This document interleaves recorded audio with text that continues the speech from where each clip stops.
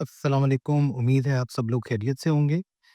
तो आज हम एक बहुत अहम मौजू के ऊपर आपसे बात करना चाहते हैं जी। वो है बच्चों की सरपरस्ती यानी गार्डियनशिप और कस्टडी। ये ऐसे मामलात हैं जो अक्सर तब सामने आते हैं जब माँ-बाप के दरमियान ताल्लुकात ख़राब हो जाते हैं या जब तलाक हो जाती है। अब तो सबसे पहले ये बात समझ लें कि गार्डियनशिप और कस्टडी में फ़र्क क्या है? देखें, अक्सर लोग इन दोनों अल्फाज को एक ही समझते हैं, लेकिन ऐसा नहीं है। गार्डियनशिप का मतलब है बच्चे की जायदाद, पैसों और कानूनी मामलात की देखभाल। यानी अगर बच्चे के नाम पर कोई जायदाद है या कोई बैंक अकाउंट है, तो उसकी देखभाल गार्डियन करेगा। और कस्टडी का मतलब है बच्चे की रोज़मर्रा की ज़िंदगी की देखभाल, जैसे खाना-पीना, स्कूल भेजना, उसकी सेहत का ख़्याल रखना और उसकी जज़्बाती ज़रूरियात को पूरा करना। कभी-कभी एक ही बंदा गार्डियन और कस्टोडियन दोनों होता है, लेकिन ये ज़रूरी नहीं है। 2 अलग-अलग लोग भी ये ज़िम्मेदारी ले सकते हैं।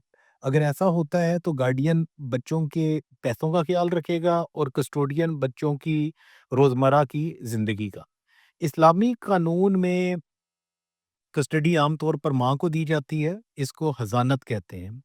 और बाप को बच्चे का कुदरती गार्डियन माना जाता है, इसको वलायत कहते हैं।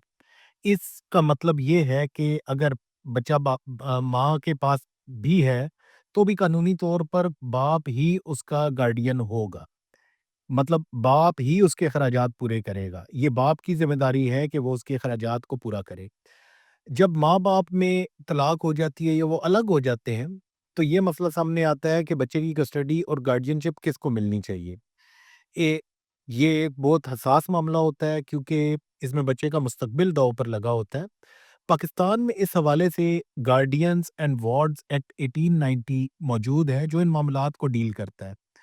कानून में आम तौर पर बाप को गार्डियनशिप दी जाती है और माँ को कस्टडी, लेकिन ये कुछ उम्र तक ही होता है।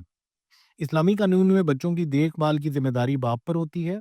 अगर बाप ये ज़िम्मेदारी नहीं कर सकता, तो दादा ये ज़िम्मेदारी उठाता है। माँ पर बच्चों की देखभाल करना ज़रूरी नहीं है, लेकिन ये याद रखें कि ये सिर्फ़ कानूनी बात है। एक माँ अपने बच्चों की देखभाल हमेशा दिल से करती है। अलग-अलग इस्लामी मकातब फ़िक्र में कस्टडी के बारे में थोड़े मुख्तलिफ असूल हैं। जैसे कि हनफी मकतबा फ़िक्र के मुताबिक लड़के की कस्टडी 7 साल तक और लड़की की कस्टडी बलूगत तक माँ के पास रहती है।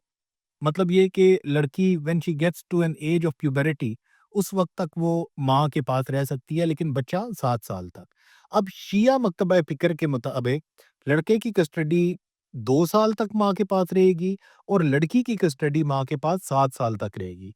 और पाकिस्तान में फैमिली कोर्ट्स एक्ट 1964 के तहत फैमिली जज इन मामलात का फैसला करते हैं। आम तौर पर माँ और माँ की तरफ के रिश्तेदार औरतों को बाप और बाप की तरफ के रिश्तेदारों पर कस्टडी के मामलात में तरजीह दी जाती है, क्योंकि ये माना जाता है कि माँ बच्चों की बेहतर देखभाल कर सकती है। पुराने इस्लामी कानून में ये था कि अगर माँ या कोई और औरत रिश्तेदार किसी ऐसे मर्द से शादी कर लेती है, जो बच्चे का करीबी रिश्तेदार नहीं है, तो उससे कस्टडी का हक ख़त्म हो जाता है। लेकिन ये असूल बाप और मर्द रिश्तेदारों पर लागू नहीं होता था। अगर माँ बुरा काम करती है, जैसे कि जिस्म फ़रोशी करती है या बच्चे की ठीक से देखभाल नहीं करती, तो भी उससे कस्टडी वापस ली जा सकती है।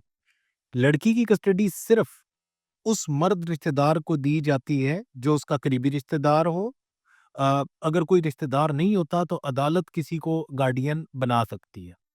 अगर माँ से कस्टडी ले ली जाती है, तो फिर माँ की माँ, बाप की माँ, बहनें, खालाएँ और फूफियाँ इस तरतीब से कस्टडी के हकदार होते हैं। अगर कोई औरत रिश्तेदार नहीं होती, तो फिर बाप, दादा, भाई, चचा और उनके बेटे इस तरतीब से कस्टडी के हकदार होते हैं। तो बात क्या है कि माँ की तरफ से जो रिश्तेदार हैं, उन्हें यहाँ पे तरजीह हासिल होती है।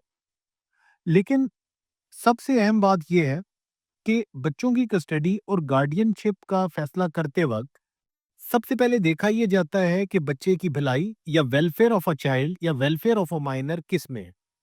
یہ سب سے بڑا اصول ہے، یہ اوور آرچنگ پرنسپل ہے کسٹڈی کے کیسز میں۔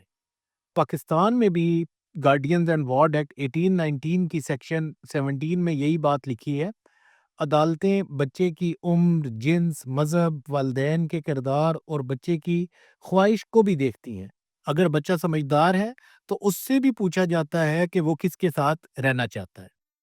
لیکن یہ بات بھی ضروری نہیں ہے کہ بچہ اگر کہے کہ میں ماں کے پاس رہنا چاہتا ہوں تو عدالت اسے ہر صورت میں ماں کے پاس چھوڑ دے گی۔ اس کے اندر بھی عدالت نے دیکھنا یہی ہوتا ہے کہ بچے کی ویلفیئر کہاں پہ لائی کرتی ہے۔ ممکن ہے بچے کی ویلفیئر باپ کے پاس زیادہ ہو۔ آ، اور دوسری بات یہ ہے کہ بچے کی بھلائی یا ویلفیئر کا مطلب صرف یہ نہیں ہے کہ اس کو اچھا کھانا ملے یا اچھے اسکول میں پڑھنے کو ملے۔ اس کا مطلب یہ بھی ہے کہ اس کو پیار ملے، اس کی جذباتی ضروریات پوری ہوں اور اس کو ایک ماحول ملے۔ تو یہی بات ہوگی کہ یہ فیکٹر ڈٹرمن نہیں کر سکتا۔ اگر باپ کے پاس زیادہ پیسے ہیں یا وہ زیادہ کماتا ہے تو بچے کی ویلفیئر باپ کے پاس ہی ہے۔ دس از ناٹ اے فیکٹر، اور یہ کوئی ڈیسائزو پوائنٹ نہیں ہوتا۔ اس کے اندر ضروری نہیں ہے اگر ماں کے پاس زیادہ پیسے بھی نہیں ہے لیکن ماں بچے کی بہتر پرورش کر سکتی ہے، اسے ایک اچھا انسان بنا سکتی ہے، تو کسٹڈی ماں کو دی جا سکتی ہے، باپ کو نہیں۔ باپ بہرحال ایسے کافی کیسز ہمارے پاس موجود ہیں۔ اگر آپ اس کے اوپر ریسرچ کریں تو آپ کو ایسے کافی کیسز مل جائیں گے۔ آخر میں یہ بات سمجھ لیں کہ کسٹڈی اور گارڈین شپ کے فیصلے آسان نہیں ہوتے، یہ بہت پیچیدہ ہوتے ہیں، کیونکہ اس میں بچے کی پوری زندگی داؤ پر لگی ہوتی ہے۔ بچوں کی بھلائی اس کے اندر سب سے ضروری ہوتی ہے۔ یہ چیز عدالت نے ڈٹرمن کرنی ہوتی ہے کہ بچے کی ویلفیئر کدھر ہے۔ کیا بچے کی بھلائی باپ کے پاس رہنے میں ہے؟ کیا بچے کی بھلائی ماں کے پاس رہنے میں ہے؟ کیا بچے کی بھلائی نانی کے پاس رہنے میں ہے یا دادی کے پاس؟ بہرحال جو بھی آپ کے پاس سچویشن آتی ہے نا، اس سچویشن کو عدالت دیکھتی ہے depending upon the welfare of a child. عدالتیں ہر چیز کو دیکھ کر ہی فیصلہ کرتی ہیں تاکہ بچے کا مستقبل اچھا ہو۔ تو اس نوٹ کے اوپر یہاں پہ ہم آج کی اس ویڈیو کو ختم کرتے ہیں۔ اگر آپ کے ذہن میں کوئی سوال ہو تو وہ کمنٹ میں ضرور پوچھیں جی۔ Thank you very much. السلام علیکم۔